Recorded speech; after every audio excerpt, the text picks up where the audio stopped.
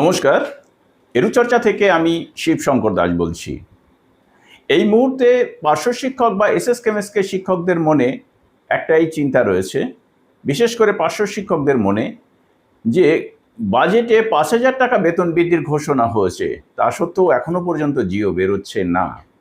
তো এরই পরিপ্রেক্ষিতে সকলের মনেই একটা সন্দেহ রয়েছে যে পার্শ্ব শিক্ষকদের ঘোষণা হয়েছে তাই তাদের বেতন বৃদ্ধি হবেই। তাহলে এসএস কেমএসকে শিক্ষক বা সমগ্র শিক্ষার অধীনে যে সমস্ত কর্মী রয়েছেন তাদের বেতন বৃদ্ধি কি আদৌ হবে? তাদের তো কোনো ঘোষণা হয়নি। তো তারই পরিপ্রেক্ষিতে আপনাদের আজকে আমি শোনাবো পার্শ্ব শিক্ষক ঐক্য মঞ্চের অন্যতম বলিষ্ঠ নেতৃত্ব মাননীয় ভগীরথ ঘোষ মহাশয়ের একটি বক্তব্য। তিনি চাকদাহ সম্মেলন থেকে যে বক্তব্যটি রেখেছেন বেতন বৃদ্ধির জিও নিয়ে, সেটি শোনার পর আমার মনে হয় আপনাদের মনে আর কোনো দুশ্চিন্তা থাকবে না। তো চলুন ভগীরথবাবু কি বললেন বেতন বৃদ্ধির জিও নিয়ে, সেটাই আপনাদের সামনে এখন তুলে ধরি। আপনারা যে জিওর খবর নেওয়ার জন্য উন্মুখ হয়ে আছেন, আমি আপনাদেরকে বলি এই জিও বের করতে অনেক সমস্যা, অনেক সংকট তৈরি হয়েছিল।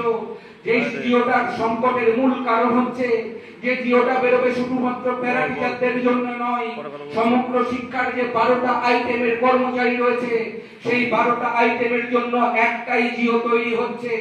আর সেখানে সংখ্যাগত বেশ কিছু ত্রুটি রয়েছে। এই সরকারের কাছে সঠিক কোনো তথ্য নেই যে প্যারা টিচার কতজন মোট আছে, এমএসকে এসএসকে সংখ্যা মোট কত, সেই সংখ্যাগত ত্রুটি একটা কঠিন আকার ধারণ করেছে। এই সরকার চাইছে একবারে সেই সমস্যার সমাধান করে সঠিকভাবে যাতে বেতনমান প্রত্যেক পার্শ্ব শিক্ষকের হাতেই যায়, প্রত্যেকটা এমএসকে এসএসকে হাতেই যায়, ম্যানেজমেন্ট স্টাফের হাতেই যায়। ঠিক যেমন ভাবে লক্ষ্মীর ভান্ডার পুরুষদের অ্যাকাউন্টে গেছে, প্যারা টিচারদের টাকা যেন ওরকম ভাবে 2 নম্বরই করে অন্য কোন রাজনৈতিক দলের নেতার হাতে পকেটে না যায়, সেই জায়গাটাকে দেখার জন্য এতটা সময় লাগছে, এতটা বিলম্ব হচ্ছে। গত শুক্রবারের দিন ফিনান্স পাস হয়ে সেটা বিকাশ ভবনে এসেছে এবং ফিনান্সের কিছু কোয়ারি সহ এসেছে। আগামী সোমবার সেই কোয়ারির জবাব দিয়ে বিকাশ ভবন থেকে সেটা আবারও ফিনান্সে যাবে, অর্থাৎ নবান্নে যাবে। নবান্ন থেকে বিকাশ ভবন এসে আমি আশা করছি আগামী 1 সপ্তাহের মধ্যে আমরা সেই জিওটা পেয়ে যাব।